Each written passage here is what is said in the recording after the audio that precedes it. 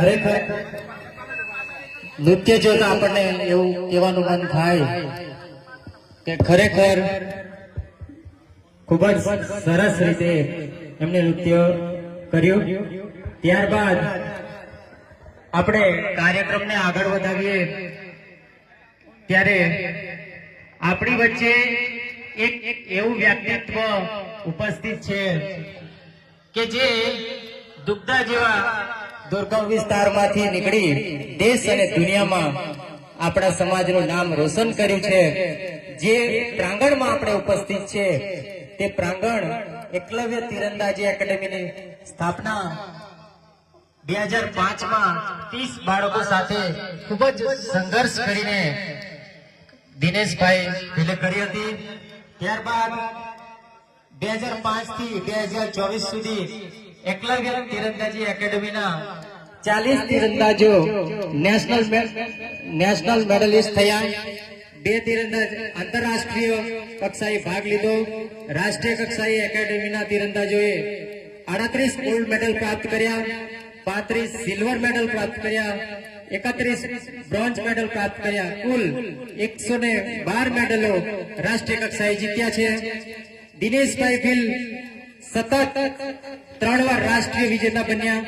દેશનો real hero award પ્રાપ્ત કર્યો, સરદાર પટેલ એવોર્ડ પ્રાપ્ત એના થયો અને ગર્વની બાબત મને કહેતા હું ગર્વ મહેસૂસ કરું છું કે 2021 અને 22માં જે દેશ ચલવે છે એવા આઈએએસ અને આઈપીએસ કક્ષાના અધિકારીઓને પણ તેઓ 2021 અને 22માં તાલીમ આપી છે અને હાલ તેઓ નર્મદા જિલ્લામાં રમતગમત અધિકારી તરીકે કાર્યરત છે। આવું વ્યક્તિત્વ આદરણીય આપણી વચ્ચે ઉપસ્થિત છે।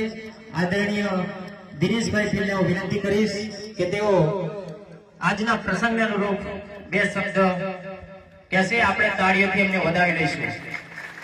2 શબ્દ કહેશે, આપણે તાળીઓથી એમને વધાવી લઈશું। દિનેશભાઈ ભીલ સાહેબ।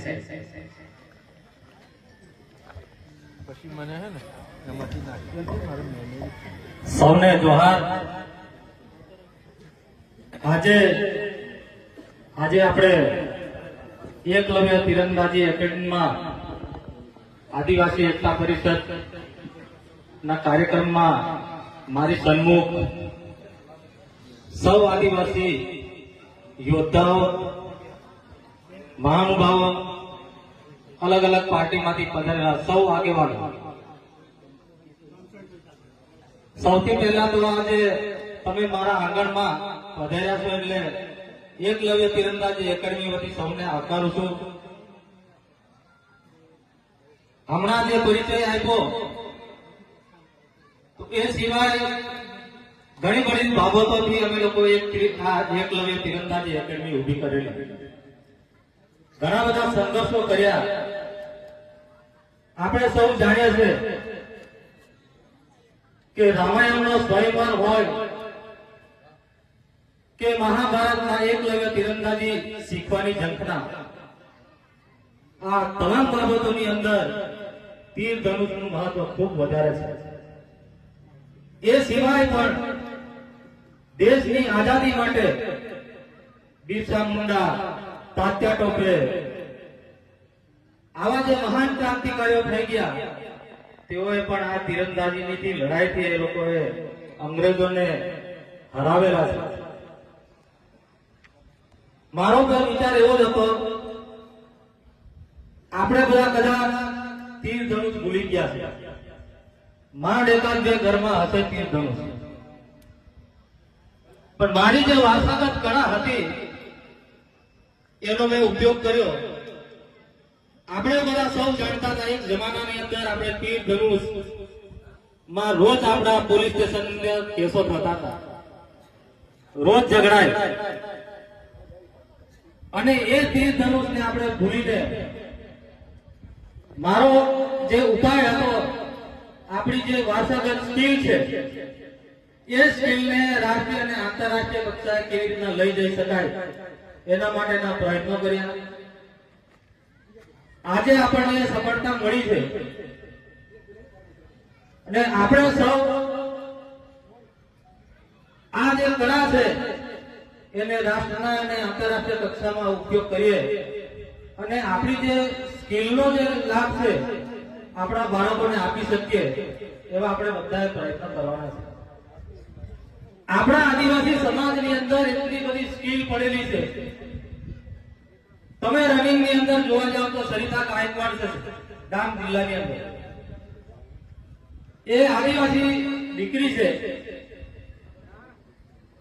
એ પહાડોમાં ચાલવાના કારણે એમ જે સ્કિલ છે, દોડવાનો જે ઇન્ડોરન્સ છે, એ એનો વારસાગત તાકાત છે. અત્યારે તમે લોકો તો સારો ઉપયોગ કરી શકો તો નર્મદા જિલ્લાના જે કિનારાના જે ગામો છે, નદી કિનારાના જે ગામો છે, એની અંદર પણ નાના નાના બાળકો સ્વિમિંગ કરતા હોય છે. તો આવા બાળકોને પણ આપણે અત્યારે સરકાર ખેલ મહાકુંભ ચાલુ કરી હોય એવા સ્કિલ વાળા બાળકોને આપણે આવી રમતોમાં ભાગ લેવડાવીએ. મિત્રો, મેં તો અનુભવ કરેલો છે. તમારી જે સ્કિલ છે એ સ્કિલ દુનિયાને હરાવવાની તાકાત આવે છે. એટલે કદાચ રાજનીતિમાં તમને રાજનેતાઓ આપણે અંદર અંદર લડાઈને પાડી શકે, પણ જે તમારી વ્યક્તિગત સ્કિલ છે એને કોઈ હરાવી નહીં શકે. એટલે મારે સૌને અનુરોધ છે કે સરકારની અંદર રમત ગમત ખાતાની અંદર ખૂબ સારી સારી યોજનાઓ છે. આપણા જે બાળકો છે, આપણા જે તાકાતવર બાળકો છે એને ભાગ લેવડાવીએ અને દુનિયાની સાથે સ્પર્ધા કરે એ હરોળમાં ઉભા રાખીએ. અને ફરી આપ સૌનું આ તીરંદાજી એકેડમીની અંદર સ્વાગત કરું છું. અહીંયા મારી વાત પૂરી કરું છું. જય હિન્દ, જય ભારત. ખૂબ સરસ.